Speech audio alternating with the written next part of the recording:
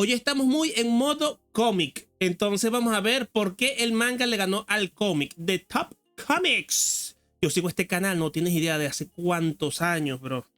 Que el manga sobrepasó por mucho la venta de cómics globalmente. Lo interesante es que no solo lo hizo en Asia, donde era obvio que le ganara al cómic norteamericano. No, también en Estados Unidos el manga se comió el mercado. Del 100% de cómics o narrativa gráfica que se vende en Estados Unidos en 2021, el manga representó el 76% de todo ese material. Mierda, 76%.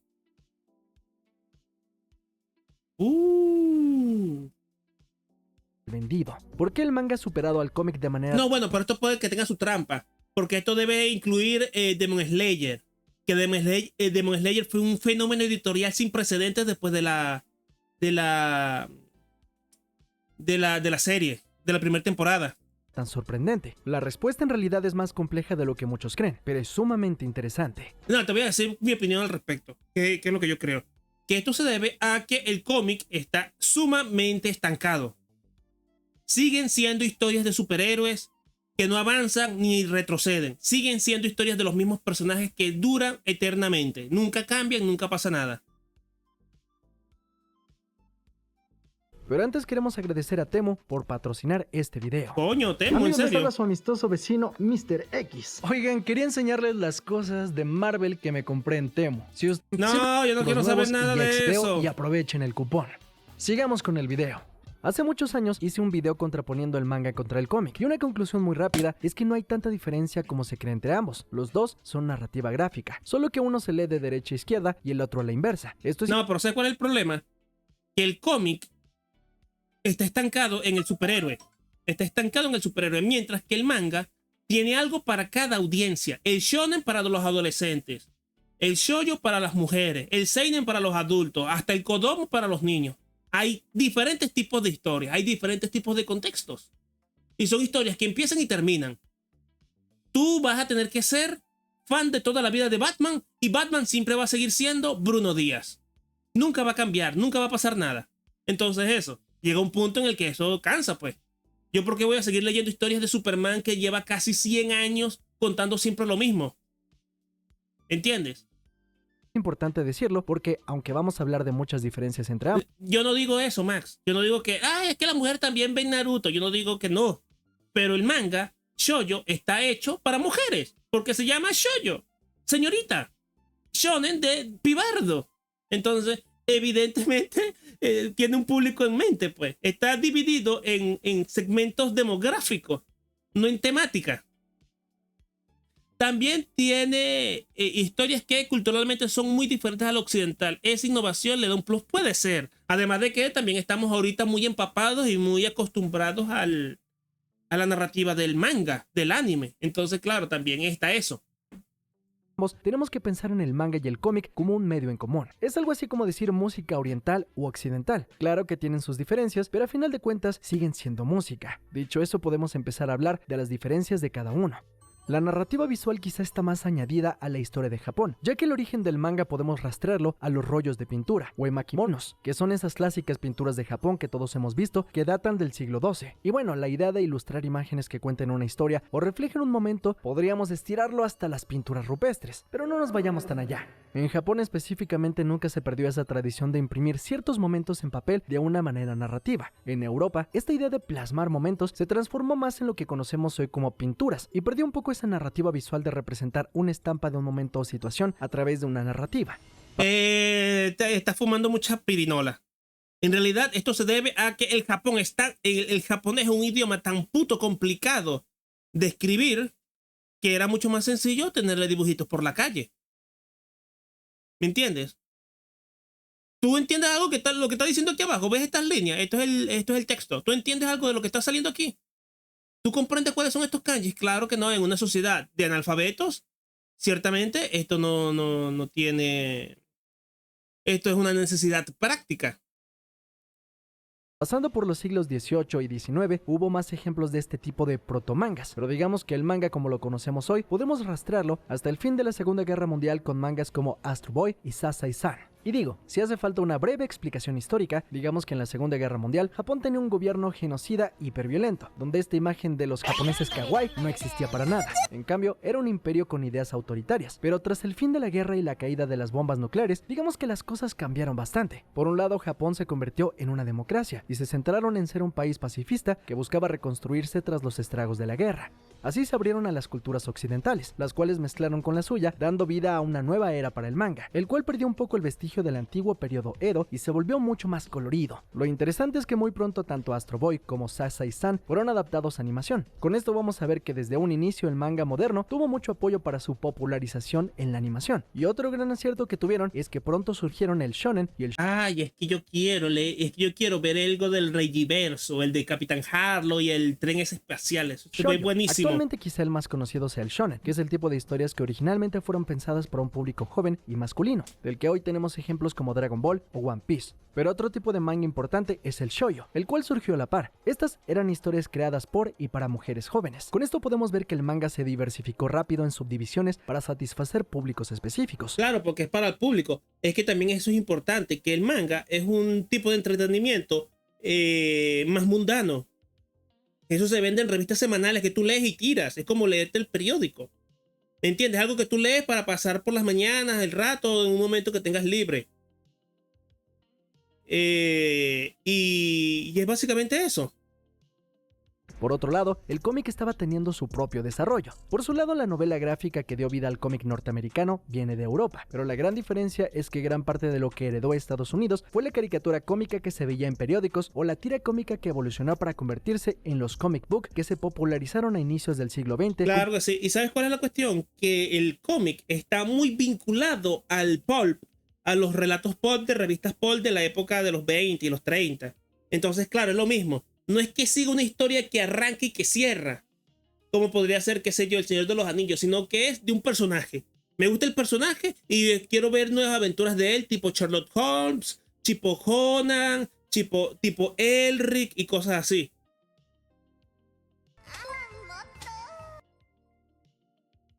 El cómic más atrevido, post superhéroes, pero ahora otro grupo W estatua Moa y el manga más normal. Un pibe se comió un dedo y se le metió el diablo cabeza parlante. ¿Qué es eso? Claro, el cómic más normalcito de Batman. Ah, bueno, un nuevo villano aparece en Gótica. El manga más normalcito.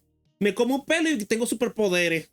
Publicaciones como Famous Funnies. La gran diferencia con el manga es que el cómic norteamericano tuvo mucho más impulso antes de la Segunda Guerra Mundial, ya que antes de esta guerra es donde se vendían cómics como pan caliente. Simplemente Superman o Shazam llegaron a vender millones de copias por ejemplar. Sin embargo, cuando acabó la guerra, la venta de cómics se desplomó totalmente. Esto es irónico porque el manga llegó a su pic justo cuando los cómics norteamericanos estaban por desaparecer. Claro, los cómics recuperarían cierta fama, pero muchos dirían que jamás llegó al nivel de popularidad que tuvo antes de la guerra. La diferencia importante No.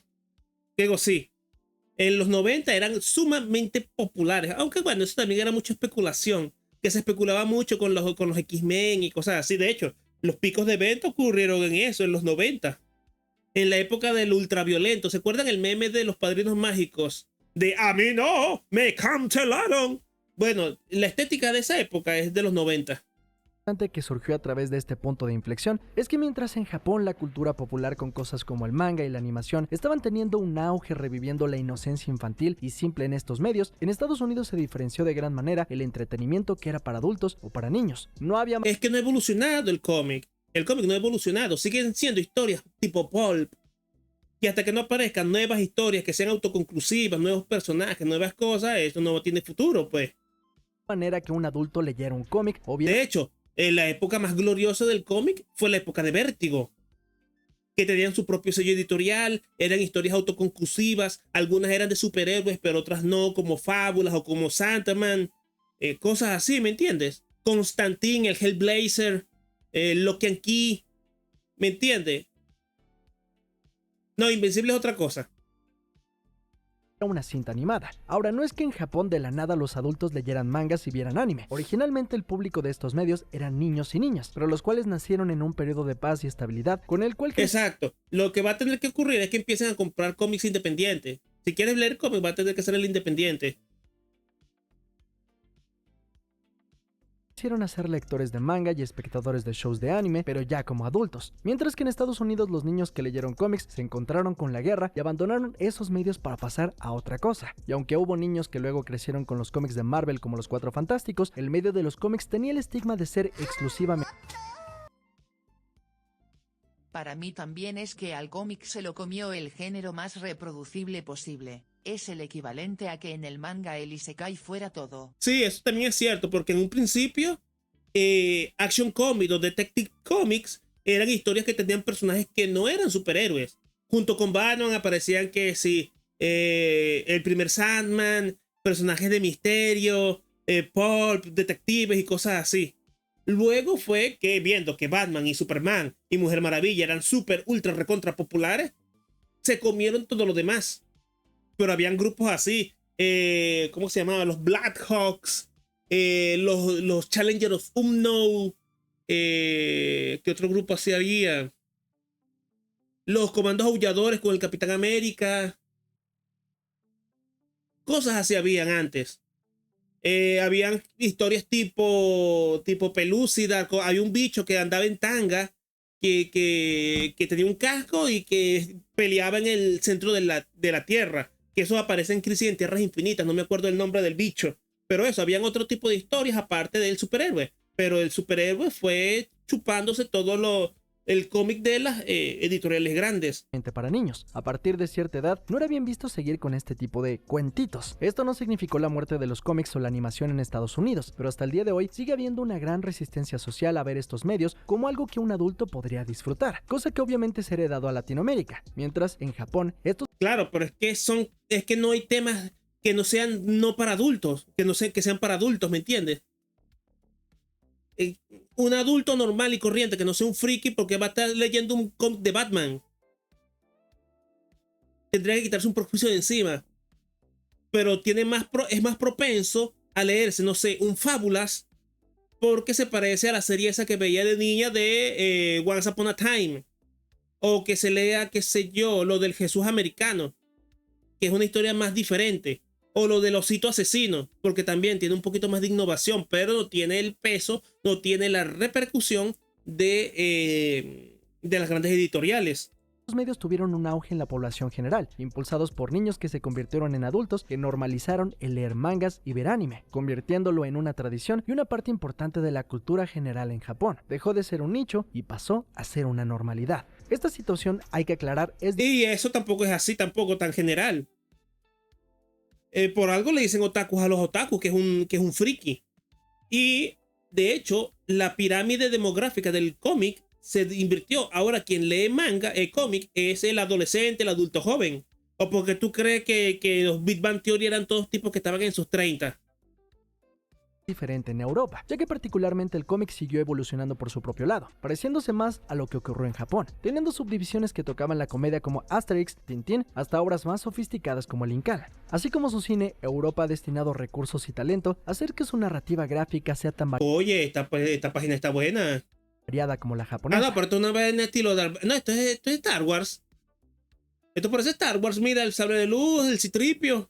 Yendo de la comedia hasta los conceptos elevados, y no estancándose tanto como los estadounidenses en el asunto de los superhéroes, porque por otro lado Estados Unidos y el cómic se vieron monopolizados por los superhéroes tanto en Marvel como DC Comics. Todo este rollo es muy importante para ver los precedentes que hicieron que el manga se fortaleciera en Japón y el cómic norteamericano se comenzara a estancar. Claro, pero es que también es eso, que son historias autoconclusivas en Japón. El manga, Dragon Ball arranca y termina, listo. One Piece va a terminar algún día dentro de 15, 20, 40 años. Lo mismo con Naruto. Naruto terminó, Bleach terminó, Samurai X terminó. ¿Me entiendes? Ahí ya tú tienes esto. Ahí ya tú tienes cositas de eso. Y aún así, Dragon Ball sigue siendo un éxito de ventas a pesar de que terminó hace 30 años. Aunque le están sacando continuaciones y vainas. Ahora bien, tenemos que entrar al mero pedo del debate con el asunto de los superhéroes, que es la razón por la que muchos consideran el cómic norteamericano se quedó atrás en contra del manga. Y es que el cómic gringo tiene a Batman, a Superman, a Spider-Man, a los Avengers, y todos parecen estar metidos en una historia cíclica que se repite sin fin, con miles y miles de cómics que parecen imposibles de abarcar. ¿Dónde empiezo a leer Batman? ¿En el número 1 o en el número 300 o en el número 1000? ¿Quién chingado sabe? Solo el pendejo de Mr. X se sabe ese lore. En cambio, los mangas japoneses parecen tener claramente un principio y un final, y hay temas muchos más variados en sus páginas, aunque la realidad es un poco más compleja que ese argumento. En Estados Unidos hay editoriales como Image, Boom Comics o Dark Horse que imprimen cada mes historias fuera del género de los superhéroes, con historias que tienen un inicio y un final claro. Pero la cosa es que no son los cómics más populares en venta, y sorpresa, el argumento de que el manga es muy diferente al cómic se caen con el asunto del shonen, ya que son el tipo de historias más populares en el manga, que básicamente son el mismo concepto que los cómics de superhéroes. En realidad, las historias más populares no, pero es que son cosas diferentes. Pero es que son cosas diferentes. O sea, Batman, Superman, Mujer Maravilla, todos esos son superhéroes. Sí, si yo quiero leer algo shonen, pero que no es de superhéroes, ¿qué hago? ¿Qué hago?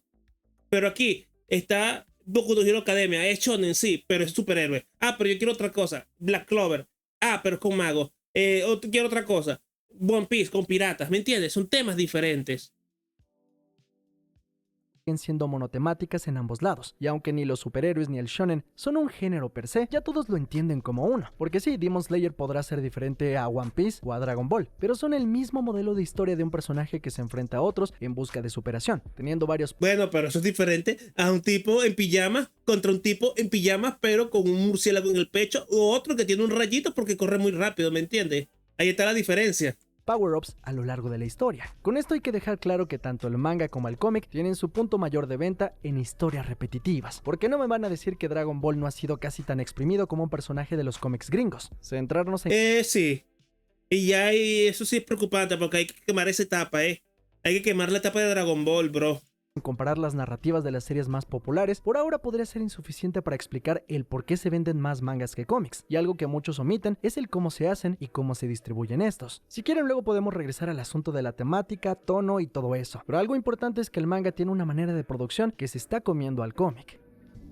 Primero, el cómic norteamericano tiene varios pasos más que ralentizan su nivel de producción. En general, tiene 6 procesos de base: la escritura de guión, el dibujo a lápices, el entintado, el coloreo y las letras, con lo cual normalmente se puede producir un cómic completo de 24 páginas en alrededor de un mes. El manga tiene un proceso similar, pero hace 2 cosas para sacarlos más rápido. Una es que la mayoría no tiene color, y 2, reducen el número de páginas de 24 a 17 o 19. Además, en Japón pasa mucho más que en Estados Unidos, que el creador del manga es el propio guionista y dibujante, lo cual resume el proceso creativo aún más. Pero fuera de eso, hay algo que no cuadra en casos como el de One Piece, donde su creador Eiichiro Oda ha estrenado en un mes de 68 hasta 76 páginas. Aunque es cierto que tiene asistentes para completar su trabajo, este nivel de producción es impresionante. Los estadounidenses han intentado competir no solo contra el manga, sino en general contra todo tipo de consumo digital actual, y así crearon ciertas estrategias para competir. Por ejemplo, lanzando algunos títulos como Batman o Amazing Spider-Man con 2 ejemplares al mes de mínimo 24 páginas o un poco más, en algunos casos usando a 2 o más ilustradores, y además se eliminó... No, eso es malo, eso está mal. No. Los ilustradores es una cagada, no hay nada peor que te cambien el dibujante durante una etapa. parte de los procesos como el entintado con ilustración digital, todo para sacar más rápido y con más páginas cada ejemplar. Pero no es lo rápido, es lo barato. El manga también es muy barato. La mayoría de títulos parecen quedarse cortos ante la producción de los nipones. En este caso, un paso definitivamente que ayuda a los mangakas es el... Como dice, existen pero son la minoría de cómics con otras dinámicas.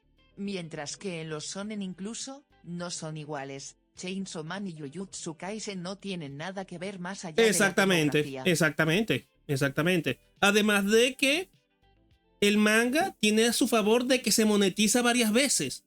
Porque ya no es solo que vendas el tankobon, sino que antes tuviste los ingresos de la Shonen Jump, que luego tienes la mercadotecnia y que luego tienes el anime. Entonces, claro, son muchas fuentes de dinero que hacen que sea una inmensa línea de montaje. Y eso, si no metemos de por medio las novelas ligeras, porque es eso, el ciclo de la industria del entretenimiento japonesa está súper, ultra, recontra aceitada.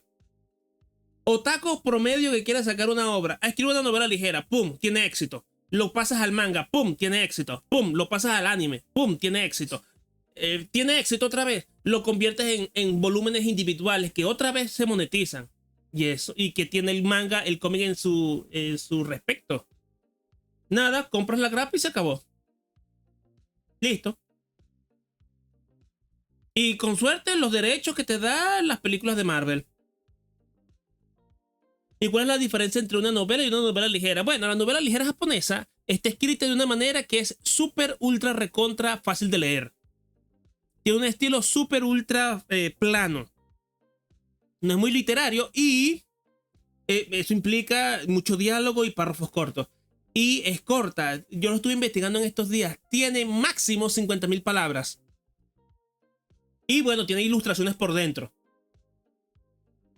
Quitar el coloreado, el cual los norteamericanos no han querido sacrificar por miedo a perder audiencia, pero creadores como Robert Kirkman probaron hacerlo al estilo blanco y negro, logrando sacar en tiempo récord con un mismo dibujante números de The Walking Dead bimensualmente. Otros casos parecidos a los de Ichiro Oda se dieron con ilustradores como Jack Kirby, quien podía entregar entre 80 y 120 páginas dibujadas por solo él, algo que ya... Y bueno, Jack Kirby era el Jesús... Bueno, no voy a decir el Jesucristo porque él era judío. Él era el padre, él es el padre real de Marvel. Entonces eso, y bueno, Walking Dead te lo demuestra, tú puedes hacer cómic en blanco y negro. Lo que pasa es que es eso, tendría que haber un proceso parecido al del manga. Hacer obras compilatorias y luego vender esas obras compilatorias en volúmenes individuales. Nadie más ha podido lograr desde entonces. Por otro lado, algo importante es que en Japón, en muchos casos, el creador del manga tiene mucha injerencia sobre las IPs y también muchas de las regalías. Esto pasa, por ejemplo, con el propio Eiichiro Oda. Bueno, eso también, que ellos son los dueños de los personajes. Eiichiro Oda es el dueño de One Piece, no es la Shonen Jump. Ellos tendrán alguna licencia de explotación o cosas así por el estilo, y eso también incentiva mucho al autor a hacer buenas obras, porque es tuyo. Y pasó con creadores como Akira Toriyama. Y aunque es cierto que los mangas mainstream terminan haciendo contratos con grandes editoriales para tener mayor exposición, el crédito a la autoría de sus trabajos queda de manera mucho más clara y tienen mucho mayor importancia con la decisión de qué pasa con sus personajes. Esto es muy diferente a lo que pasa en Estados Unidos, donde la mayoría de creadores son contratados por Marvel o DC para trabajar momentáneamente en un personaje o un título. Esto hace que haya un sentido de pertenencia y urgencia menor, con varios creadores siendo infrapagados por su trabajo que llega a generar millones de dólares para la compañía. Por ejemplo, el que el escritor Brian Michael Bendis y la dibujante Sarah Pikeli hayan creado el personaje de Miles Morales no les trajo ninguna ganancia extra al hacerse popular el personaje, por lo que no importa que las películas, videojuegos... Sí, no, y además eso, también se convierte de la pasión, pasamos a una cuestión protocolar, un trabajo y ya está. Eso también debe ser perjudicial. O mercancía hayan hecho millones de dólares. Ellos están fuera de ese revenue, por lo cual muchos escritores y muchos dibujantes ya no quieren dedicarse a hacer cómics de superhéroes, ya que nada les pertenece y tienen que ser explotados en tiempo récord sin tener todos los beneficios de trabajar en esas historias. En Japón, además del sentido de pertenencia... Bueno, y además que bueno, olvídate, los mangakas son ultra recontra explotados. Si hablamos de explotación, ¿quién es más explotado que Ichiro Oda, bro? También viene la filosofía de trabajo, que ya saben... Alan Moore entró en el chat, sí, literal. Alan Moore dejó los cómics por culpa de estas vainas. Saben que casi no es autoexplotativa. Literalmente los mangakas se matan ilustrando cada página. Más allá del valor sentimental que pueda tener, lo hacen por una tradición propia donde los asiáticos son conocidos por ser extra exigentes en su trabajo y en sus deadlines. Esto a pesar de que muchos ilustradores sean mal pagados, porque bueno, no todos son Eiichiro Oda. Hay muchos trabajadores sin renombre que ganan poco y son explotados para lograr el trabajo. Esto pasa casi exactamente igual en el anime, donde está documentada la explotación laboral en varios estudios de animación. Todo para lograr que ese ramen se vea jugoso. Por ejemplo, Bloomberg reportó que un animador de anime en sus 20s puede ganar un poco menos de $13,000 al año. ¿Cómo? $13,000 al año. Bro. Bueno, y eso también es otra forma de publicidad, porque es una parte, es el ciclo. O sea, muchas de las historias de cómic no tienen más salida que las historias de cómic, pero aquí se convierten en anime, se convierten en otras cosas, en juegos y eso. Entonces eso también.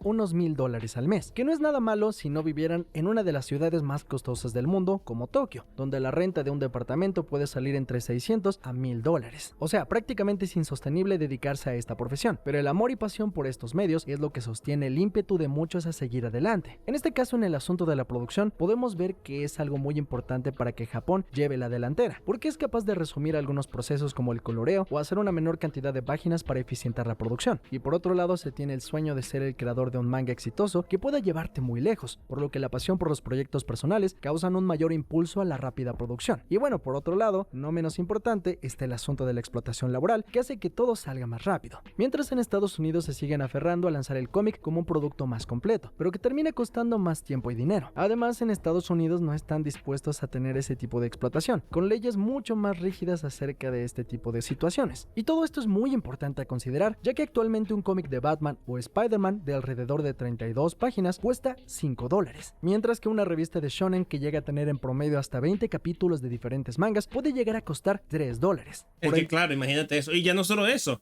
el tankobon, el librito te cuesta 8 aquí en Chile, $8.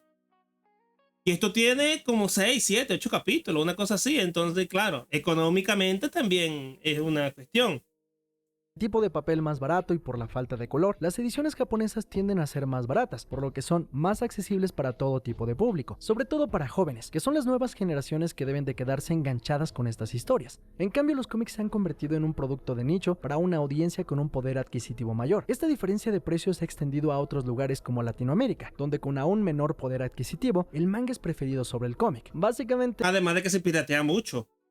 Yo te aseguro que el 90% de los otakus no compran manga. es mucho más barato ser fan del manga que del cómic. Es una cuestión económica. Centrándonos en las diferencias entre Japón y Estados Unidos, ya dijimos que hay una gran diferencia en la percepción que se tiene a la narrativa gráfica. Aunque en ambos hay diversidad de historias, en Estados Unidos el cómic sigue siendo visto como un arte menor y dedicado a niños o adolescentes, a pesar de que en realidad su audiencia ya son adultos. Pero es que son los temas, bro. Es que son los temas. Es que es eso. Es una cuestión de tema y de economía. Si todo lo que tengo es superhéroes, ¿qué pasa si yo quiero leer otra cosa que no sean superhéroes? ¿Qué hay? Tendría que sentarme e investigarlo. DC ni Marvel me ofrecen una línea que no es de superhéroes. Entonces ahí nos jodimos.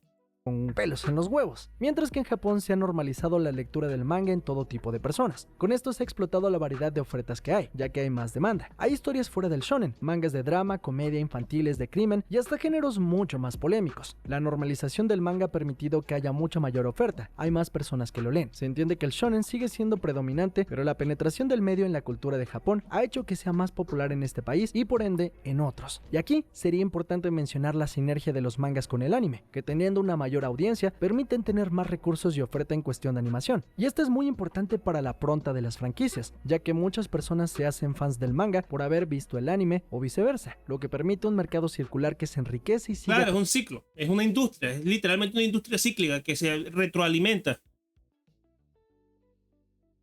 Araki cameo, sí, un cameo de JoJo's.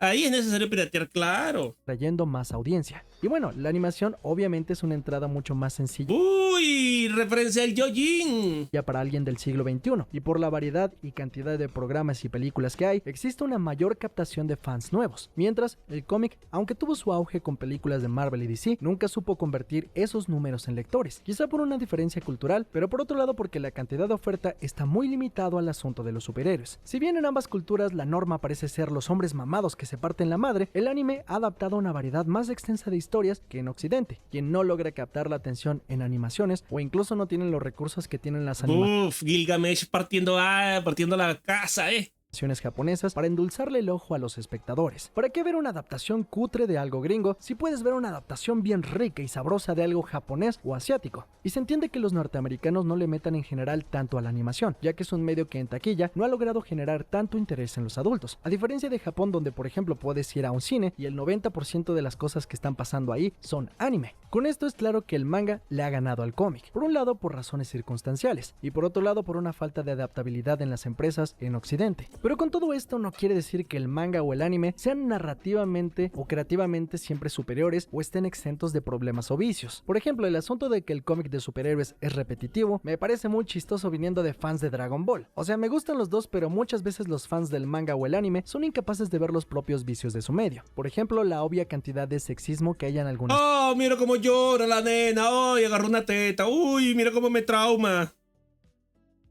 historias. Al anime se le perdonan los chistes homofóbicos, racistas o sexistas solo porque vienen de Japón. Como que existe una barrera de... Y bueno, ¿y lo malo, pues? ¿Y lo malo? Nah, es que esos güeyes están locos. Mira ese potencial, bebé. Hay que darles chance. Porque bueno, también hay que decir que hay subgéneros bien enfermos del anime o el manga, donde por ejemplo tienen protagonistas menores de edad haciendo cosas de adultos. Ah, mira cómo llora la nena. Mira cómo llora. Y toma en consideración de que este tipo de cosas son hechas por autores independientes. Esto no lo hacen las editoriales. Por ponerlo en términos amistosos. Cosa que han puesto enormes debates. Esto es doujinshi. ¡Ay, mira cómo lo censura! ¡Oh! Pero claro que el Guasón violó a Bárbara Gordon. No, eso no lo mencionamos. Sobre hasta dónde un creador puede llevar sus fetiches a un medio. Pero donde sí Pero bro, exactamente, Fod, es que tiene 1000 años. Tú no sabes que esa Loli tiene 1000 años. podemos darle varios puntos al anime o al manga, es que se adentran a narrar visualmente algunos conceptos de manera más arriesgada que los occidentales. A veces justo porque no hay esta idea tan fuerte de cancelación o de lo políticamente correcto. Pero por otro lado, es justo porque ven a estos medios simplemente como medios y no como limitantes. Las historias no se vuelven... Bueno, Paprika no cuenta. Paprika es una película original. No es parte de la industria del anime. siempre obvias o censuran conceptos severos como la muerte o la violencia. Recuerden que los niños no son estúpidos y que no todo lo que sea ilustrado tiene... Pero porque esto es de adulto. Este es seinen. Esto es seinen. ¿Me entiendes? que ser exclusivamente para niños. ¿Qué es Paprika? Hubieran ganado la guerra de industrias. Abrazo cabeza parlante. Hubieran ganado la guerra de las industrias. ¡Abrazo! Aunque yo solo leí el primer capítulo de esto. Muy turbio, muy turbio lo de la Loli esta. Y Paprika es una película de Satoshi Kon, el mejor director de películas de animación de Japón. Lástima que se murió. Lo que ha permitido extender el potencial del manga y el anime para hacer historias muy variadas que toquen temas desde lo superficial hasta lo denso, para audiencias tanto infantiles como adultas. En Norteamérica hay una idea ya muy viciada de intentar proteger a las infancias, pero retirándole cierto peso a muchas animaciones, haciéndolas literalmente monitos huecos que dicen cosas chistosas. Pero creo que muchos niños o jóvenes prefieren ver cosas como Demon. Pero que esto es para adolescentes, para niños de 13 años para adelante, bro. Es que tú no te sabes las etiquetas de la demografía. Tú no le vas a poner esto a un niño de 8 años que tiene que ver Doraemon y Beyblade. Slayer, porque a pesar de la evidente violencia, tienen lecciones más profundas sobre la pérdida o el valor del esfuerzo, que en animaciones gringas se han dispersado totalmente a lo banal para no ser ofensivas. A veces falta un poco esa rispidez y esa cancelabilidad para que alguien despierte y pueda crear su propio juicio de lo que está bien o no. En vez de una narrativa guiada y moralmente incorruptible, las historias ambiguas de los japoneses ponen muchos más retos al espectador para engancharse en una historia sin sentirse aleccionados. También hay que decir que hay cosas buenas y malas en ambos. Sigue habiendo grandes cómics norteamericanos así como malos, y eso igual pasa en el manga y el anime. Probablemente la lección que ha aprendido tarde el entretenimiento no... Es una cuestión de calidad, bro. Es una cuestión de calidad. Simple y sencillamente, todavía se siguen vendiendo ediciones de Watchmen. Alan Moore no ha podido recuperar los derechos de Watchmen porque en su contrato dice que el día que se deje de editar el cómic, ahí va a recuperar los derechos, y eso no va a pasar jamás. norteamericano es que necesitan desenraizar ciertos conceptos que ralentizan la producción de sus historias, además de enfocarse en que no sean un producto simplemente comercializable sin más, sino que las historias conecten con el lector y que un medio no tiene ni edad ni género. Solo a través de liberar esos prejuicios y ataduras a lo pasado podrán evolucionar sus medios para que nuevas generaciones se sientan interesados por ellos. Hubo un momento donde el cómic norteamericano justo logró dar ese salto, supo tomarse en serio y dejar de lado lo que vendía para comprometerse con las historias, y además necesitan democratizar el entretenimiento porque el cine y las historietas siempre han sido del pueblo, no ¡Uy, del de pueblo! una élite que puede pagarlo. Además deben recordar que el exceso de censura y moralismo no sirve si detrás no hay buenas historias que tengan mensajes honestos. En fin, muchas gracias por ver este video. Si te gustó, no olvides suscribirte a The Top Comics y sígueme para más videos así. Te quiero recordar que ya nos puedes encontrar en Bueno, medio basado, medio...